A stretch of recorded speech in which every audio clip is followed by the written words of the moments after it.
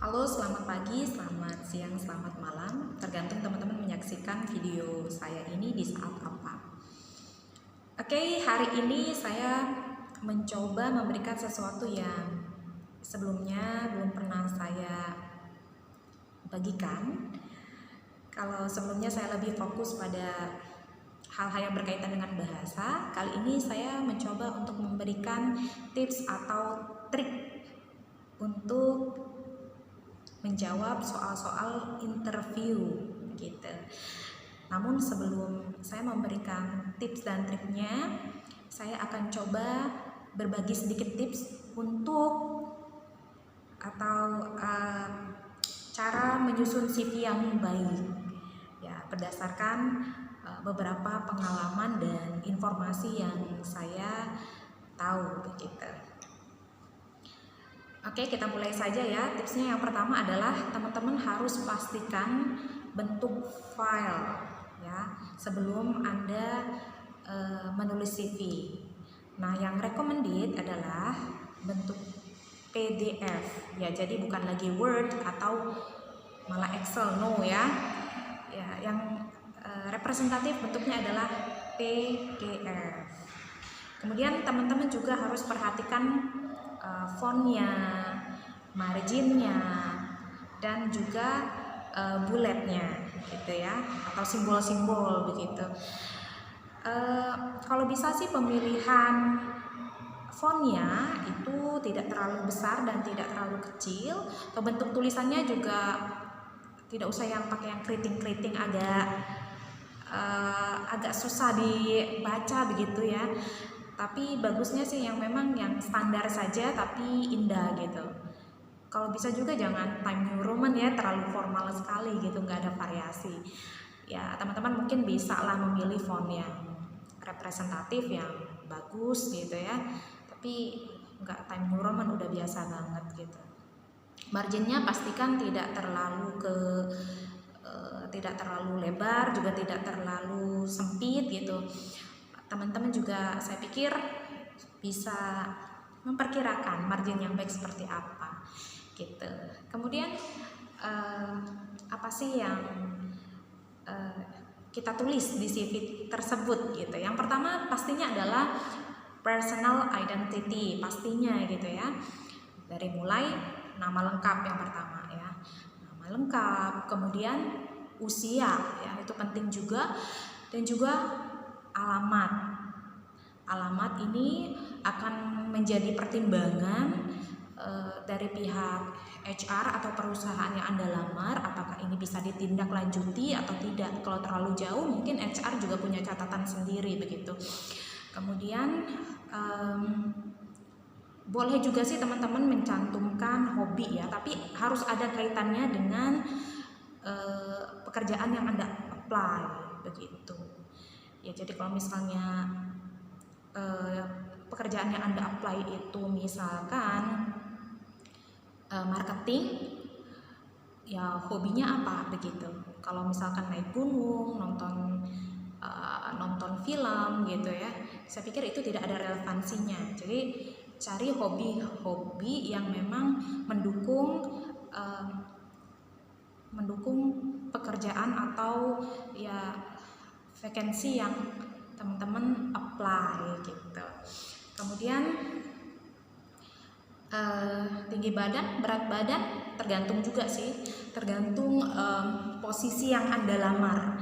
Kalau misalnya sekiranya itu membutuhkan standar tinggi badan atau berat badan, teman-teman bisa cantumkan. Tapi kalau misalnya tidak, pekerjaan itu tidak membutuhkan ya ada standar tinggi badan dan berat badan, saya pikir tidak usah gitu ya. Oke, status pernikahan juga bisa dimasukkan ya, Anda single, menikah gitu, barangkali itu juga akan menjadi pertimbangan bagi perusahaan. Kemudian paling pentingnya adalah Anda harus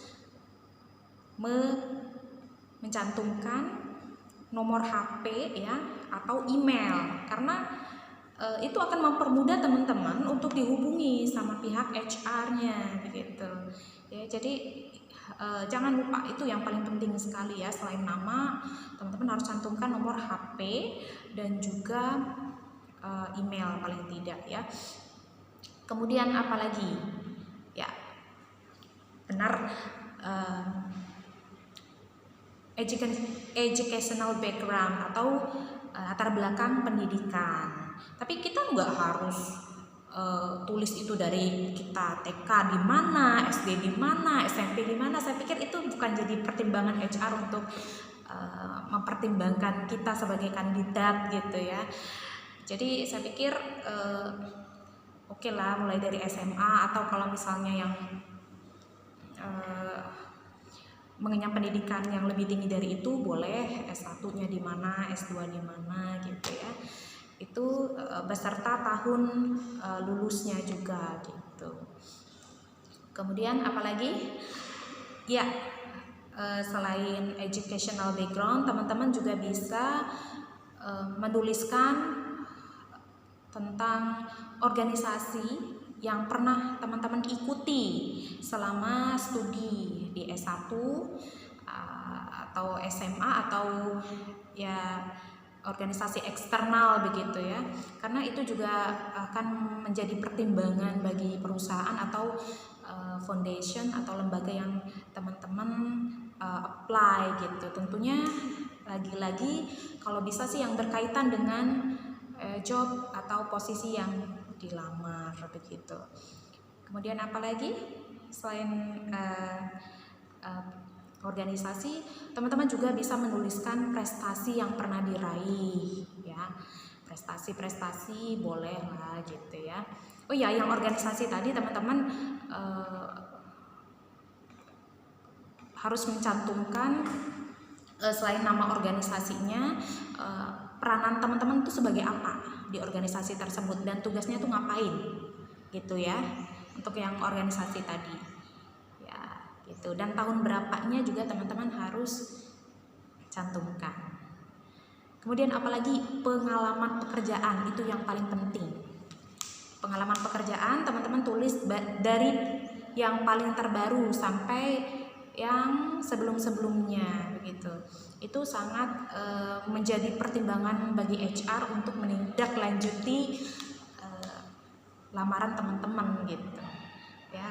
Jadi jangan lupa cantumkan pengalaman pekerjaan mulai dari yang terbaru sampai yang terlama gitu. Beserta tahun waktu Anda bekerja di perusahaan sebelum itu gitu. Oke.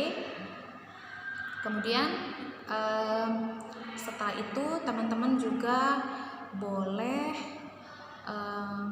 mencantumkan ya workshop yang pernah diikuti, karena itu juga akan menjadi pertimbangan pihak perusahaan. Workshop yang pernah diikuti, kemudian ini poin plus juga, bahasa yang dikuasai. Apakah teman-teman bahasa Inggrisnya aktif, atau bahasa Arab, bahasa Jepang, bahasa Korea ya, itu sangat dipertimbangkan sekali untuk posisi-posisi tertentu begitu ya. Minimal sih teman-teman menguasai bahasa Inggris aktif gitu. Itu sudah poin plus lah ya gitu. Kemudian untuk pemilihan foto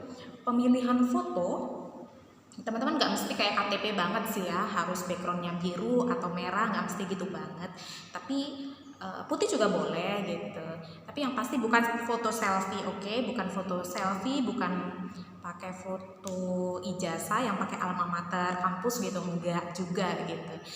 Oke, pakaian formal atau kemeja boleh gitu ya, yang rapi. Tuh, tapi tampak depan jelas gitu.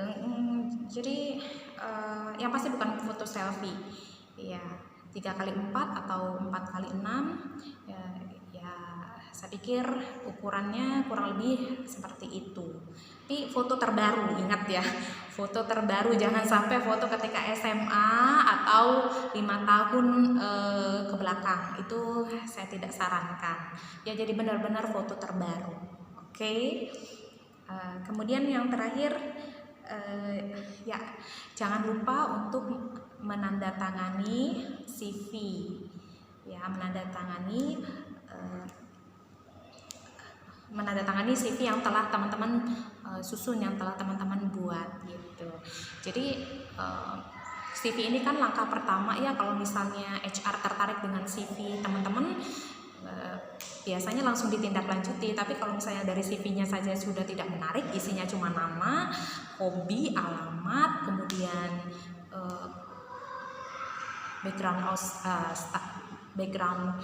educational background, cuma itu saja, itu sangat biasa banget gitu. Mungkin teman-teman bisa kembangkan CV-nya lagi yang lebih lengkap, yang lebih menarik, tapi nggak mesti panjang lebar juga. Yang pasti poin-poin penting itu yang bisa menjadi pertimbangan HR boleh teman-teman cantumkan di situ.